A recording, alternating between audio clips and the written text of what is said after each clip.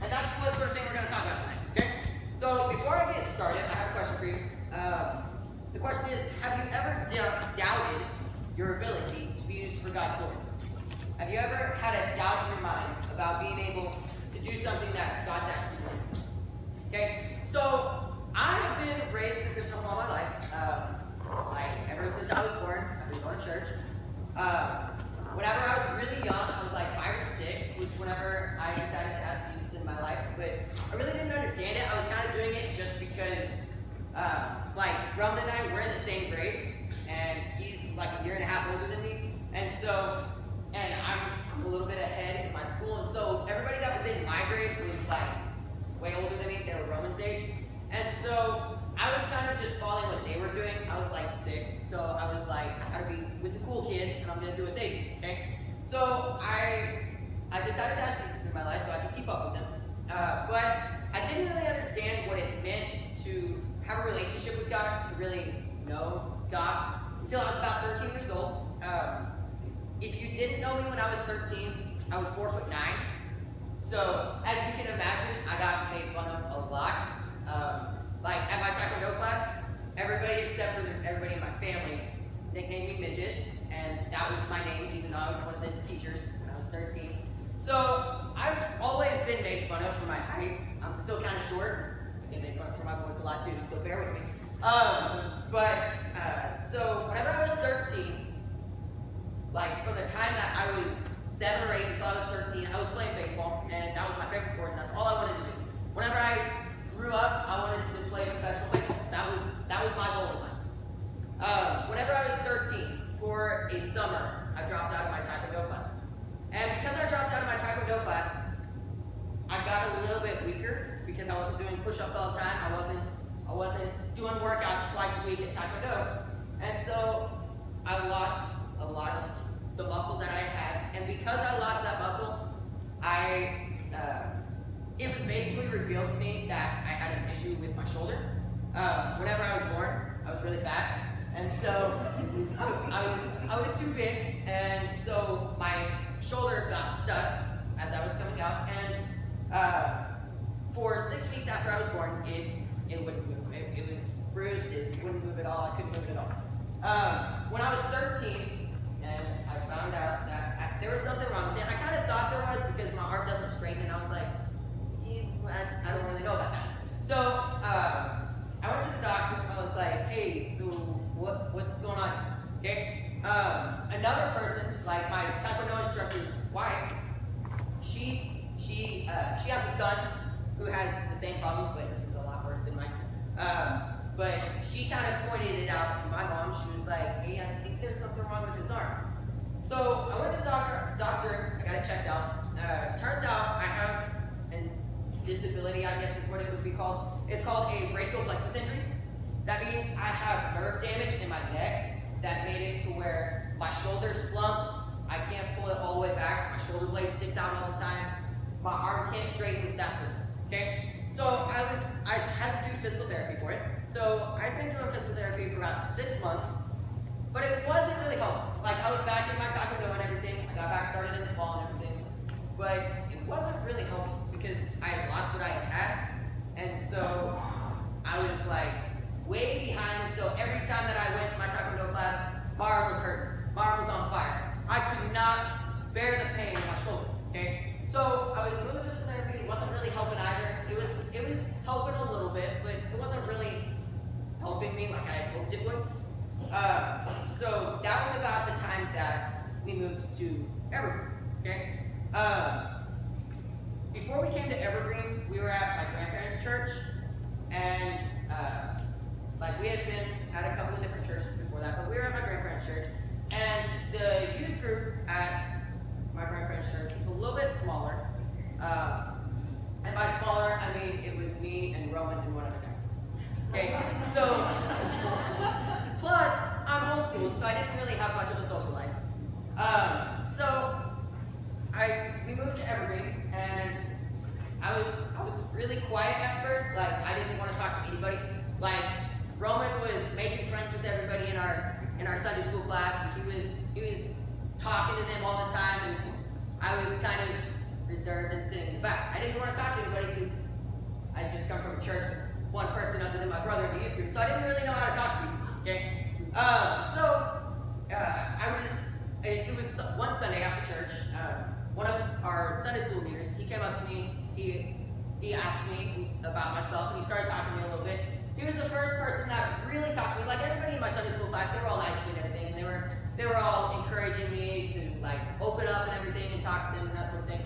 But I was not there for it. Okay. But one of my Sunday school teachers, they came to me and they started talking to me, and he started asking me sorts of things, and he would ask me how I was doing every Sunday and that sort of thing. And so finally, I got pretty comfortable with talking to him. So I talked to him for a while, and then he asked me if there was something wrong, because I was just in a really bad mood. That week before he had asked me that, I had just been told by my physical therapist that I was not allowed to throw a baseball for the next 6 months, and we were 3 months away from baseball season. So I was really mad about that. Okay, so he asks me, my Sunday school teacher, he asks me, "Hey, so is something wrong? You seem a little bit upset." So I opened up to him. I talked to him. Okay, I told him everything that was going on. I told him that I was really upset. I was really mad. I didn't know why this sort of thing would happen to me, because it's not like I even realized it before 3 months ago. So I don't understand why this is such a big deal. So he really started talking to me, and he encouraged me that I just needed to pray about it, talk to God about it, that sort of thing. And my family and my Taekwondo instructor and my grandparents, they were all encouraging me to pray and to read my Bible and that sort of thing. But I was kind of just like, these people are all my family. They're the only ones who really care about me, so I don't really know. Okay? And so I didn't really spend any time in God's Word at all. I did not participate in worship time. I was always really reserved. I barely sang at all whenever we did the songs, that sort of thing. And so when he encouraged me to start praying and to start reading my Bible, that really impacted me. It was like the first time for someone that I hadn't known for like 6 years or more, or lived with my entire life, that person actually cared about me. And that meant a lot to me, because I hadn't really gotten to do that. Like, the youth pastor at my grandparents' church was my aunt. So, yeah. So, back to it though. So, that really meant a lot to me. So, I was like, okay, well, this guy, he really seems to have an interest and to really care about me, so I'll try it. Okay. So, that week, I started reading my Bible. I read like a chapter or 2 per day. Didn't really know where I was going to be at. Didn't really know what I was going to read, that sort of thing. But throughout that week, I did it every day. And I came in the next week, and whenever I was looking back on the week, I found out that I was a lot happier than I had been the previous week. Like, whenever I was at home all the time, you can ask my siblings, you can ask my parents, I was always mad at everyone. Okay?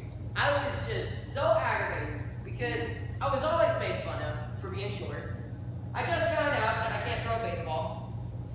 I was just really mad. And so I was always mean to my siblings. I wasn't really obedient to my parents. I was just a really bad person. We wouldn't have wanted to be friends with me. Okay? But that next week, whenever I went in, I was a lot happier. I don't even know why. I don't remember what I was reading that week, but something changed. Okay? So I went to Super Summer 2 weeks ago. Not 2 weeks ago, 2 years ago. Super Summer is like 2 weeks. But anyway, so I went to Super Summer 2 years ago, and I was still kind of reserved and everything. I talked to people in my grade more, but I didn't really talk to them a lot. Like, we came to the church in October of my 8th grade year, and I didn't really talk to people until after I got back from Super Summer my 9th grade.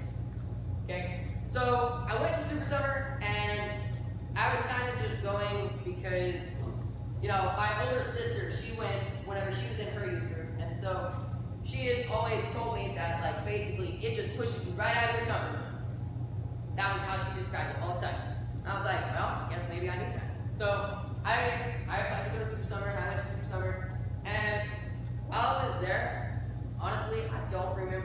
exactly what was taught, but whenever I was in my small group, my family group, they really encouraged me to open up with them as well. These are people that I had known from Monday through Friday. Like, I didn't meet them until Monday, whenever they were encouraging me to open up and talk to them. Okay? So I opened up, I was talking to them, I was kind of talking about all sorts of different things. Like, at that point, I was growing. I was at 4'10" now. One of my Super Summer leaders that year, though, my family group leader, he was an adult man. He was 4'11". So he was able to kind of like, what's the word? He was able to relate that thing. He was able to relate. So he was really encouraging to me that week. Okay, like at Super Summer, whenever you can write like encouragement cards to each other, and one of his cards said, "As a small man too, I know how it feels, but you can still be used to glorify God." And that was really encouraging. Like, I mean, it kind of hurt that I was known as a small guy, but I mean, I already knew that. So I was made fun of so much.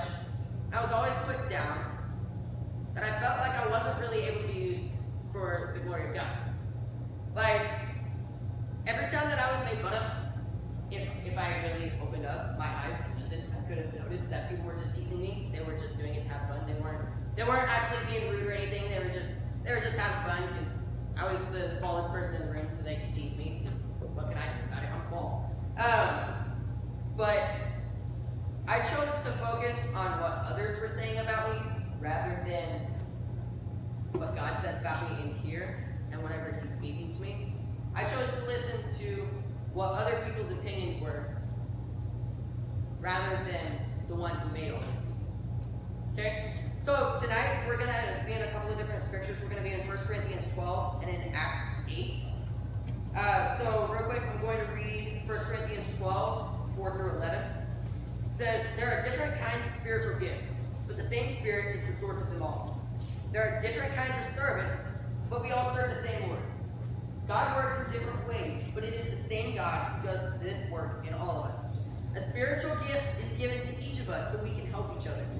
To one person, the Spirit gives the ability to give wise advice. To another, the same Spirit gives a message of special knowledge.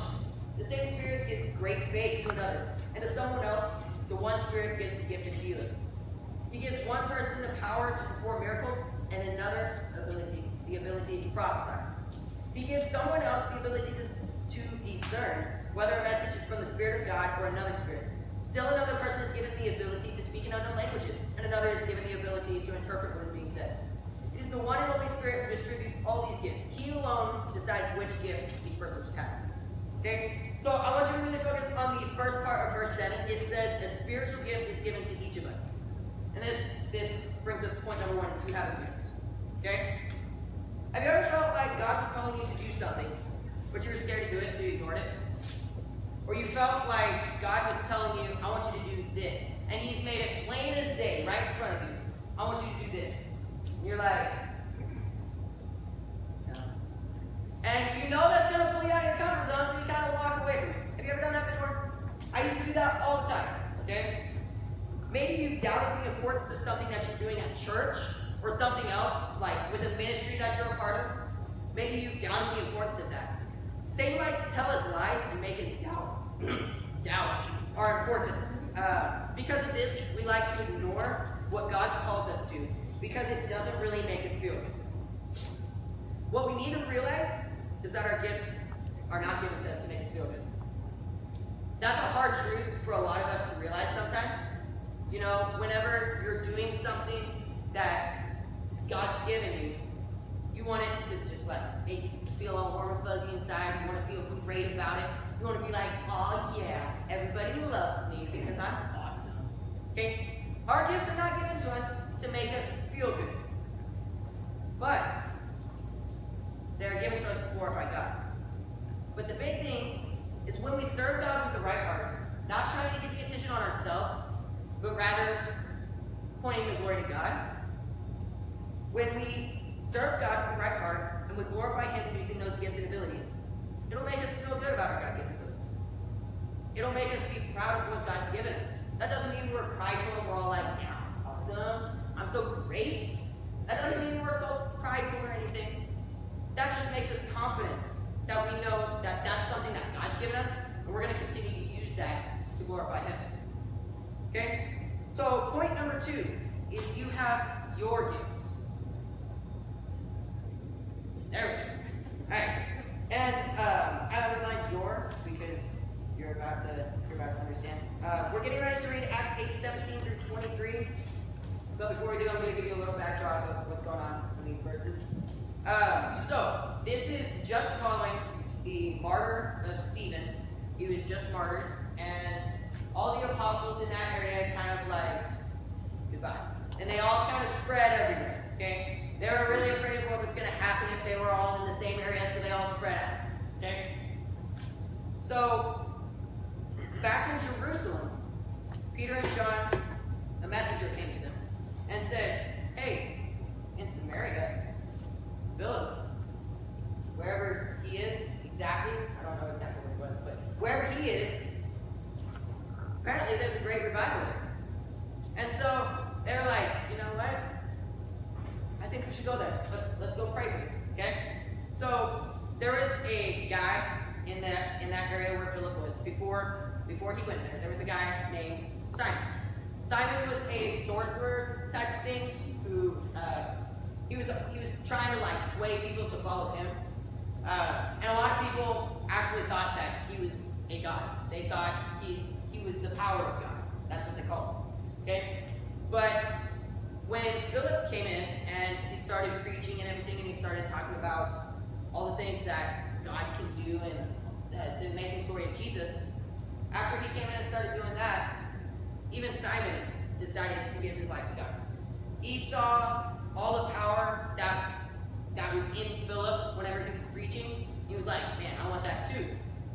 But Simon didn't have the right heart whenever he accepted God. He was accepting God so that he could be just like Philip. So that he could do exactly what he was doing, so he could have the exact same power. Okay? So he had the wrong heart. So real quick, I'm going to read Acts 8:17-23. It says, then Peter and John laid their hands upon these believers, and they received the Holy Spirit. When Simon saw that the Spirit was given when the apostles laid their hands on the people, he offered them money to buy this power. Okay? It says, let me have this power too, he exclaimed, so that when I lay my hands on people, they will receive the Holy Spirit. But Peter replied to him, he said, may your money be destroyed with you for thinking God's gift can be bought. You have no part in this, for your heart is not set right with God.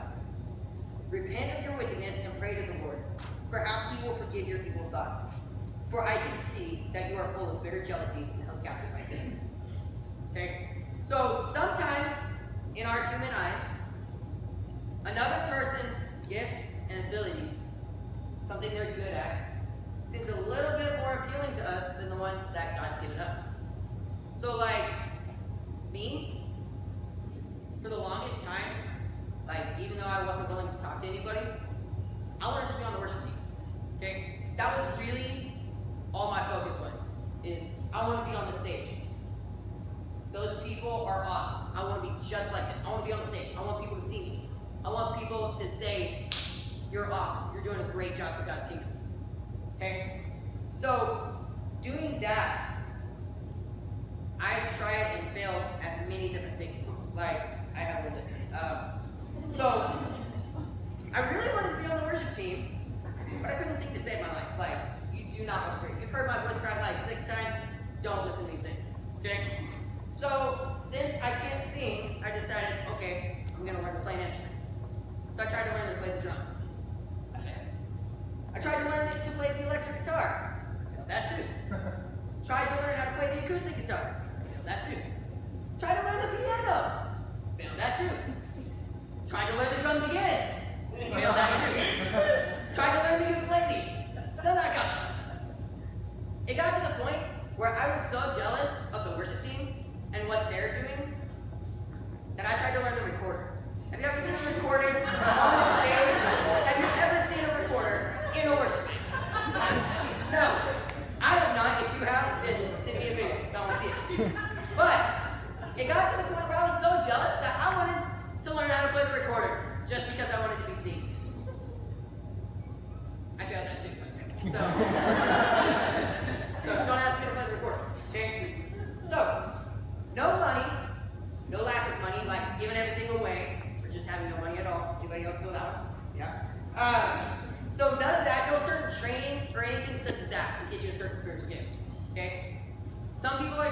ability to sing, to play an instrument, to do other sorts of things. Anything that's here, I've not done it. Okay? So, okay, so God has not had a plan for me in this area. Okay? But I was so prideful and I really wanted the attention that I just tried over and over to learn how to play an instrument so I could be up here, so I could get the attention. Okay? But I fell short every time. I went through all these failed attempts just because of the jealousy of another person's gift. Okay? So I was so focused on trying to be that other person that I wasn't paying attention to who God was telling me. I'm not supposed to be that person. I'm supposed to be me. God made me unique. Okay? So last week, I was doing a devotion on the Bible app, and I found something that went pretty well with this lesson, so I just added it to this. It says, I always thought success meant that I had to impress people around me. I had to do something that they were going to think was successful or amazing. But if God has called you to do something in a certain area, then you should strive to be the best you can be in the role He called you to. Guess what? If you do as God has called you to in that area, you are an incredible success. Failure would be walking into a position that you're not supposed to be in and staying there and reaching the end of your life, and God says to you, you were so busy doing that, but I gave you this gift. But you ignored that all your life when that was what I gave to you. I gave you this dream and this ability, yet you were so focused on being another person that you despised them. Okay? Later in that devotion on another day, it said, John 15:8, it says, my disciples bear much fruit. In this, Jesus is saying, I want you to be productive. Don't just survive or exist. I want you to be successful where I've called you to. God's measure of success is the only one that matters at the end of the day. Who you are becoming and what you are doing with what He has given you is the only real successes that God cares about. It's not how many people that we bring to Christ because we're on stage, because we can talk to other people.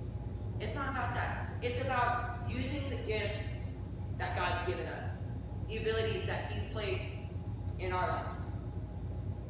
Okay? So, I was made fun of so much that I felt like I had to prove my worth to people. I felt like I had to prove myself to them so that they would stop making fun of me for being short, for having a weird voice, for having a weird arm. I thought if I could maybe somehow prove myself, prove my worth, that I was worth something, if I could prove it to them, then I'd feel good. That they'd stop making fun of me. But the truth that I needed to see was that I don't have to prove my worth to any human being. Sorry guys, I'm not going to try to prove my worth to you. That's not what I'm supposed to do. You guys are not who I'm serving. I'm not serving any other human being. I'm serving God. And in God's eyes, I'm priceless. So, honestly, if you guys have a problem with me, I'm not going to try to prove my worth to you. Because He's the only one that I really need to honor, to glorify, to know that He's pleased with me. I'm not trying to please that other person.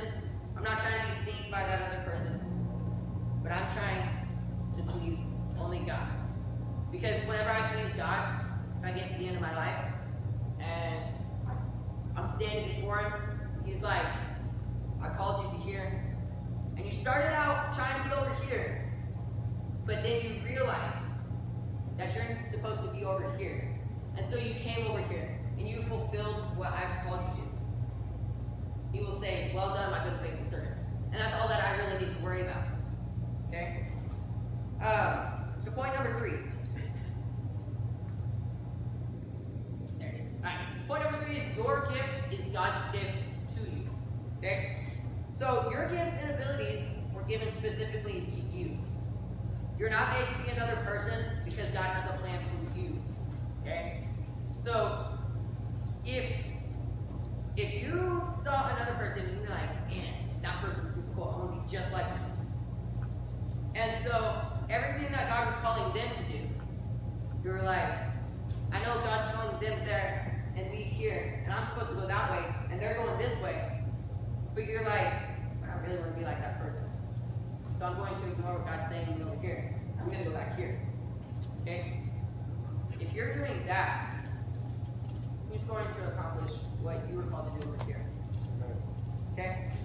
So the next verse is 1 Corinthians 12, 13 through 22. It says, some of us are Jews and some are Gentiles. Some are slaves and some are free. But we have all been baptized into one body by one Spirit. And we all share the same Spirit. Yes, the body has many different parts, not just one part. If the foot says, I am not a part of the body just because I am not a hand, that does not make it any less part of the body. And if an ear says, I am not part of the body because I'm not an eye, would that make it any less part of the body? If the whole body were an eye, how would you hear? And if the whole body were an ear, how would you smell anything? But our bodies have many different parts, and God has put each part right where He wants it. How strange a body would be if it were only one part. Honestly, I think that'd be terrifying too. But back to it, verse 20, it says, yes, there are many parts, but only one body. The eye can never say to the hand, I don't need you. And the head can't say to the feet, I don't need you. In fact, some parts of the body that seem the weakest and the least important are the most necessary. Amen. Okay? So, verse 13, I'm going to read it again real quick. Verse 13, it says, some of us are Jews and some are Gentiles, some are slaves and some are free. But we have all been baptized into one body by one Spirit, and we all share the same Spirit. Verse 13 basically says we're all different. Some of us are Gentiles, some of us are Jews, or some of us have disability, some of us have disability. Some of us are able to talk in front of other people. Some people are not able to at all. They're super introverted. That's okay, because God wants to use you with the gift that He's given you. Okay? So, I'm going to read 1 Corinthians 12, 29 through 30. It says, are we all apostles? Are we all prophets? Are we all teachers? Do we all have the power to do miracles? Do we all have the gift of healing? Do we all have the ability to speak in unknown languages? Do we all have the ability to interpret unknown languages? Of course not. We don't all have the same gift. We're not all able to do the same thing. Okay? Like, Roman, he's able to just like walk up to anybody and just like start talking to them. My younger brother Paul, who's 13, ever since he was like 4, it was always, hi, how are you today? You're awesome, you're cool. And he would just like talk to anybody. Like he would walk up, he'd be giving people high fives, he'd be shaking their hands. He'd be saying, you're awesome, how are you today? He'd be doing all of that stuff, and me, being 3 years older than him, I look at him and I'm like, dang it, Paul. Because I was even jealous of what he was able to do. He was able to go up and talk to anybody, and I'm like, people freak me out, okay? So, I was even jealous of my younger brother. I'm not saying you won't be jealous of your younger siblings, because a lot of times they're going to be a lot more outgoing than you. But either way, okay. So just because you don't have the same gift as someone else, that doesn't mean you're not useful for the kingdom of God. Okay. So there was one time I've been serving in the media team for a while, and there was once where I was kind of in a spiritual slump. I quit on doing my Bible study every day for about a week and a half, 2 weeks, something like that. And I was really not praying. I wasn't doing what I knew God was telling me to do. And so because I wasn't doing what God tells me that I need to do, I felt the voice of Satan talking to me a lot. He started telling me that without the media team, there's still a band. They can play without all the electronic stuff. But without the band, what's the point of having a media team? That makes no sense. If these people weren't gifted in the area that they're being used, then how would you be used at all? And so I really started to doubt the importance of what I was doing, of the abilities that God's given me, of the area of service that He's blessed me with. And so I was really feeling kind of bad for myself. Like, what am I doing? This makes no sense. What am I thinking that this could be used for anything? Okay? But He wants to use me in the way that He's gifted me. As far as I know, I'm probably never going to learn how to play guitar. Tried it 3 times. Probably never going to learn. Okay? And this is not the place that God has blessed me. He's not blessed me to play the drums. He's not blessed me to play the guitar. He's not blessed me to play the keyboard. He's definitely not blessed me to sing. Okay? But that's not what matters. What matters is the area that He has blessed me in. The ways that He can use me with my gifts and my abilities. Your gift and how you use it is eternally important. So some of us are good at certain things on this side. Some of us are good at certain things on this side. Okay? Every gift that you've been given can be used to go one of 2 ways. Okay? Your gift can either say, hey, look at me, let's go do this. Or it can say, hey, look at God. Look at what He's blessed me to be able to do. So your gift can either bring people closer to God, or it can push people away from God. Okay? So your gift and how you use it is eternally important. We don't all have the same gifts, but we do have something that God has given us to each of His children. So that has to be used when using our gifts. Otherwise, they'd be useless. Now, one thing that God has given to every one of us is our point number 4, and it's love. Okay? You probably would have expected that point number 4 would have something to go with you have a gift or something about your gift, but no. Point number 4 is love. Okay? So, 1 Corinthians 13, 1-3 is a verse that has really spoken to me a lot over the past couple of years. I heard it for the first time in a song by the band For King and Country. It's called Proof of Your Love. And it's talking about how the song is saying, let everything that I do, let my life, the way I live, the way I talk to people, let everything I do be the proof that God loves us. That God loves that person. And at the bridge of that song, rather than just doing lyrics, they put in 1 Corinthians 13, 1-3. 1 Corinthians 13, 1-3, it says, if I speak with human eloquence and angelic ecstasy, but I don't love, nothing but the creaking of a rusty gate, making all weird noises. If I speak God's word with power, revealing all of His mysteries and making everything as plain as day, and if I have faith to say to a mountain, jump, and it jumps, but I don't love, I'm nothing. If I give all I own to the poor, or I even went to the stake to be burned as a martyr, but I don't love, I've got nowhere. So no matter what I say, no matter what I believe, no matter what I do, I'm bankrupt without love. So your gifts and abilities, they will be useless if and only if you don't put your heart into it and serve God. Loving the abilities He's given you and loving others and using those gifts. Okay, so your gifts and abilities, they will be useful if and only if you glorify God. You love others in doing it. You bring others to know God more. Otherwise, what's the point of using them at all? Like, I mean, even if one of those abilities that you were able to do was, I don't know, play baseball. Okay? So you're playing baseball, and you know, you're the best hitter on the team. Everybody respects you. Everybody thinks you're the lead player. You're the captain.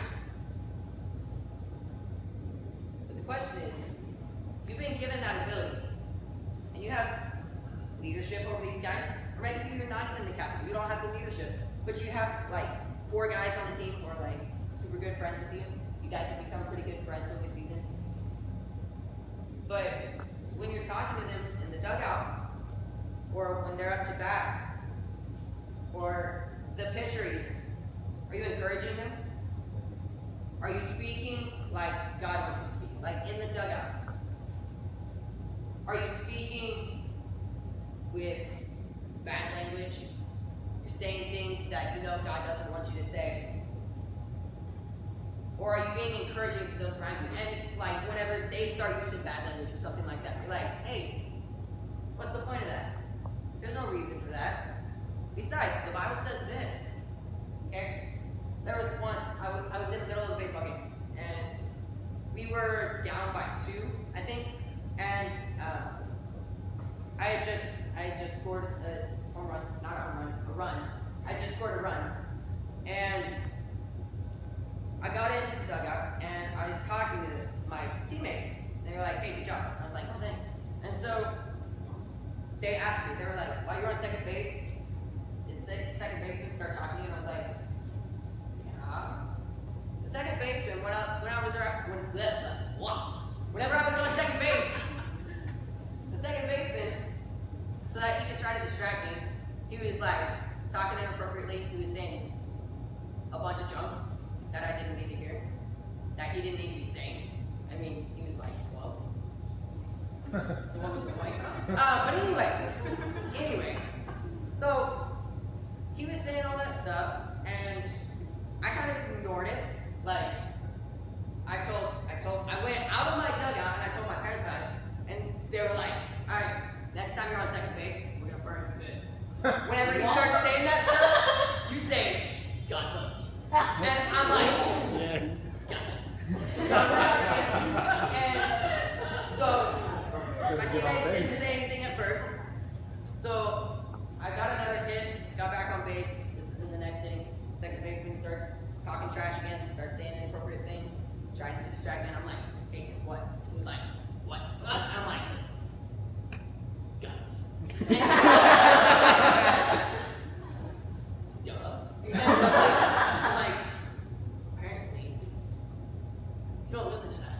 And he's like, what's that supposed to mean? And then one of my teammates got hit, so I was running, so I didn't finish that conversation. But the thing is, whenever I got back into the dugout, my teammates, they asked me, when you're on second base, that guy start talking to you and saying this sort of stuff? And I was like, yeah, he did. And before I got to say, but guess what, I'm bringing you back. Before I got to say that, my teammates were like, oh, I thought that was so funny. And then they started talking like that. A bunch of 12-year-olds who I prayed with before every single game, who all of them said they were Christians. They all went to church every Sunday. Like I had gotten to talk with a few of them about what church they went to. But we were sitting in the dugout and someone else said something. And so then they all started talking like that. So my question for you is, when you hear that sort of junk, all that stuff, that you know isn't from God, whether it be from random strangers, whether it be from your best friend, whether it be from your people at school that you like to hang out with, whether it be from the people that you think are super cool, when you hear from that sort of people, do you think, okay, I gotta be like them, not necessarily exactly what I want to do, but I don't want to lose that friendship, so I guess I gotta do this. So you start doing it, or do you say, no, I'm not gonna do that. Whether it be to them, or you just make the decision, I'm not gonna do that. I'm going to continue to be a godly influence to everybody around me.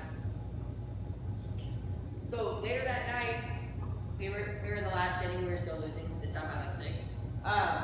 But my teammates were talking like that again, and I had already tried talking to them, trying to get them to stop. And they're like, church boy. And I'm like, really? We were all cool before the game. And so I was like, okay. So I went to one of the coaches, and I was like, hey, coach. And he was like, yeah, what's up? And I'm like, can you help me?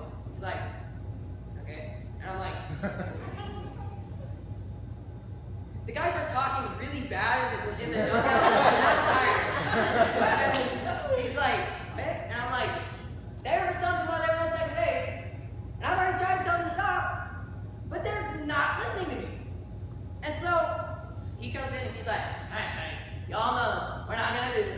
going to have this. We're not going to allow that. You pray before the game. That means you're not allowed to do that. They're like, I have no idea what you're talking about. And he's like, well, Christian, I don't know what to tell you. Okay. And he turns around and he walks away. The guys kind of looked at me and they were like, really? And I was like, I'm just going to continue to be the godly influence that I can be. And this is even while I was at the church, at my grandparents' church with Roman and I and one other person in the youth group.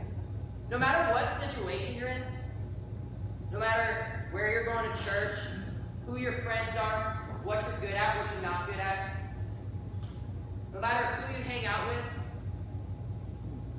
doesn't even matter if you're like best buds with your pastor.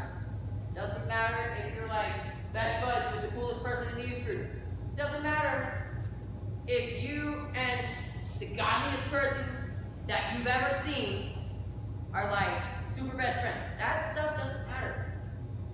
What matters is that you're willing to open up and be obedient to God and do what He's called you to do. God calls us all to different things. We don't all have the same ability. Does anybody else in here, I don't know, jump over 6 kids and break a board? Man, I'm disappointed in you guys. No, okay, so that's something that I'm able to do. Because in my Taekwondo, we go to different churches, we can go to schools, we can go to a bunch of different things, and we can use our karate as an ability and as a way that we can get people's attention so that we can share God with them. Like, I don't know if Maggie's ever told you this, but she used to do a cartwheel, and whenever she did the cartwheel, she'd come down and snap a board in half. Okay? She always hated doing it, but she did it anyway. Because that got people's attention. It made it to where people were drawn in. And when they were drawn in, she was able to talk to them about God. She was able to share what God was talking to her about. She was able to share how God's blessed her, how He blessed other people, that sort of thing. Just because she was obedient to God in an ability that He had given her. When we're obedient to God in the areas that He's given us, and the abilities He's given us, the talents and gifts that He's given to us, there's a lot more chance and ability for us to be able to talk to others about God, for us to be able to encourage others, for us to be able to bring others to the knowledge of who God is. When we're obedient to God, He gives us opportunities. And I'm just going to give you a heads up. When you ask God for an opportunity to do something, or you ask God for like patience or boldness, He's not going to automatically give that to you. He's going to give you chances to be patient. He's going to give you opportunities to be bold. Right. He's not just going to automatically give that trait to you. He's going to give you opportunities to grow that trait. Right. So, what I really want you guys to take out of tonight is that you don't have to be another person. You don't have to do exactly what they do. Even if it's the coolest person that you can think of. You don't have to be that person. You have to be who God calls you to be. And if you are, then when you see God face to face, He's going to be really proud of you.